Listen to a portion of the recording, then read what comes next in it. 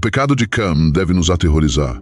Você pode ter encontrado o termo a maldição de Cam e se perguntado quem é Cam e por que sua maldição é significativa o suficiente para ser discutida. Deixe-me explicar. A Bíblia nos apresenta Cam como um filho de Noé e nos diz que ele foi o pai de Canaã, Gênesis 918. Os filhos de Noé que saíram da arca eram Sem, Cam e Jafé, e Cam viria a ser o pai de Canaã.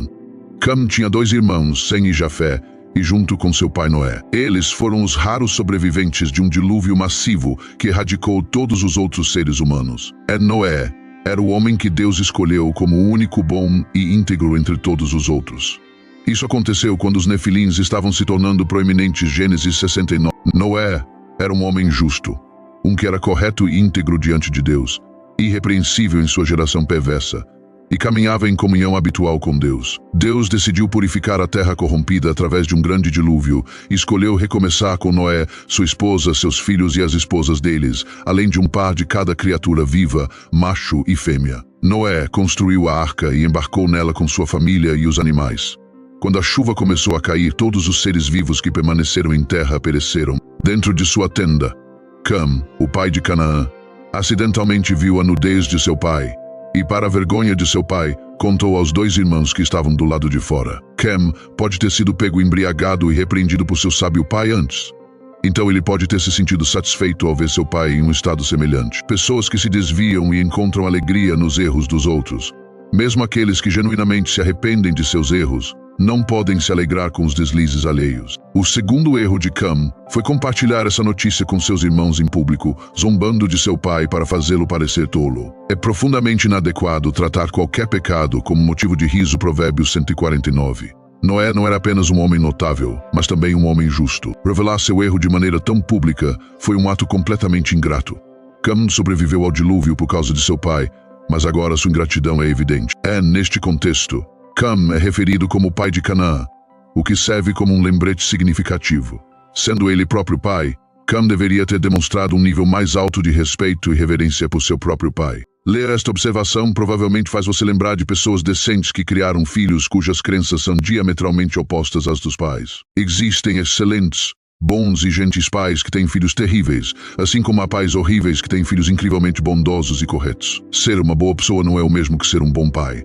Esta é outra lição que podemos aprender da história de Noé, o homem mais virtuoso que já viveu, mas que teve um filho perverso. Existem muitas pessoas decentes no mundo, mas nem todas sabem como criar um filho decente. Muitos pais hoje, incluindo alguns dos mais instruídos, acreditam que o amor é tudo o que é necessário para criar um filho saudável e bem-sucedido. No entanto, se o único presente que uma criança recebe é amor, e não há expectativas colocadas sobre ela em troca, então é provável que essa criança cresça egoísta. A Bíblia é um livro verdadeiramente honesto sobre todos os aspectos da vida, e por isso toda família discutida no livro de Gênesis seria considerada disfuncional em nossa sociedade atual. Este é o presente que a Bíblia oferece a todas as pessoas que lutam com parentes disfuncionais. Ser um bom pai é difícil e desafiador, mas também pode ser a jornada mais gratificante e alegre que você embarcará. A Bíblia fornece muitas orientações sobre como podemos guiar eficazmente nossos filhos para se tornarem indivíduos que vivem de acordo com os ensinamentos de Deus. Como pais dedicados,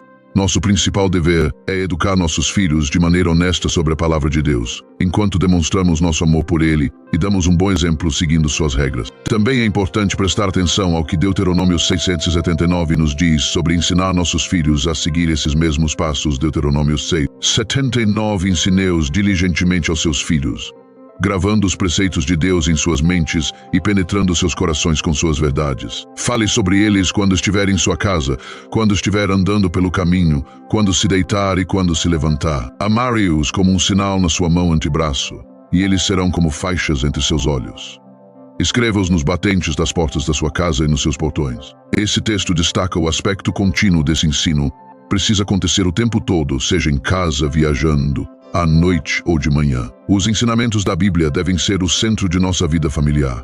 Vivendo de acordo com esses ensinamentos, mostramos aos nossos filhos que honrar a Deus deve ser uma prática diária, não algo que fazemos apenas nas manhãs de domingo ou durante as orações da noite. Enquanto nossos filhos aprendem muito com o ensino direto, eles aprendem ainda mais observando-nos. Por isso, devemos ser cuidadosos em tudo o que fazemos. Devemos primeiro reconhecer nossos papéis dados por Deus. Ser um pai responsável significa que você deve ensinar disciplina e orientação. Filhos criados sem isso geralmente se sentem negligenciados e sem importância. Eles não sabem como se gerir ou como fazer escolhas, o que os leva a agir de forma inadequada e a desrespeitar todas as formas de autoridade, inclusive a de Deus. Provérbios 1918. Discipline seu filho, pois há esperança.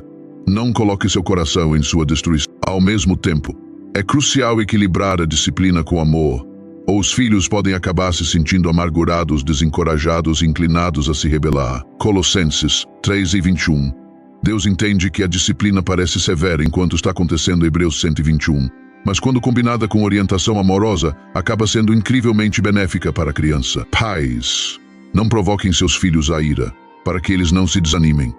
Evite ser excessivamente severo ou injusto. Não envergonhe ou maltrate seus filhos, e não favoreça uns em detrimento de outros, nem ignore qualquer um deles. Em vez disso, cria-os gentilmente e com bondade, ensinando-os os caminhos e ensinamentos do Senhor. Efésios 64. Como um pai responsável, é seu trabalho envolver seus filhos na igreja e em suas atividades desde cedo. Certifique-se de que você está frequentando consistentemente uma igreja que ensina a Bíblia. Hebreus 25. Deixe que eles observem você estudando a Bíblia e reserve um tempo para estudá-la junto com eles.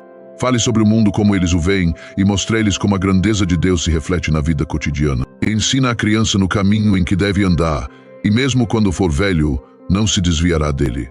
Provérbios 226. Ser um grande pai significa nutrir filhos que o respeitem e ouçam a Deus. Tentação e tempo. Cada estágio da vida traz seus próprios desafios e tentações. Quando somos jovens, muitas vezes enfrentamos fortes desejos, incluindo a tentação de luxúria pecaminosa. À medida que atingimos a maturidade, o orgulho pode se tornar uma luta significativa, nos tentando a pensar alto demais sobre nós mesmos. Ao envelhecer, enfrentamos tentações únicas. Uma delas é nos tornarmos amargurados com o tempo. Se não formos cuidadosos, podemos nos ver criticando os outros ou resistindo a mudanças, preferindo viver no passado em vez de abraçar o futuro. Mesmo em nossos últimos anos, ainda podemos cair em pecados graves. Considere Noé, que já era idoso, mas ainda suscetível ao pecado, mostrando-nos que ninguém, independentemente da idade, está além da tentação. A Bíblia constantemente nos lembra de que precisamos permanecer vigilantes, orando e permanecendo perto do Senhor todos os dias, não importa a idade ou quão espiritualmente maduros achamos que somos. É uma jornada vitalícia de fidelidade e vigilância, superando a maldição, a troca divina. Deus não abandonou a humanidade após o pecado de Adão. Ele fez promessas a Abraão. Ao longo de milhares de anos levantou José, tirou os israelitas do Egito, estabeleceu uma nação de seu próprio povo e enviou profetas para falar em seu nome. Mas isso não foi suficiente. As pessoas continuavam voltando ao pecado vez após vez e nenhum sacrifício de sangue animal poderia cobri-lo. Da idade ou quão espiritualmente maduros achamos que somos. É uma jornada vitalícia de fidelidade e vigilância, superando a maldição, a troca divina. Deus não abandonou a humanidade após o pecado de Adão. Ele fez promessas a Abraão. Ao longo de milhares de anos levantou José, tirou os israelitas do Egito, estabeleceu uma nação de seu próprio povo e enviou profetas para falar em seu nome. Mas isso não foi suficiente. As pessoas continuavam voltando ao pecado vez após vez e nenhum sacrifício de sangue animal poderia cobri-lo.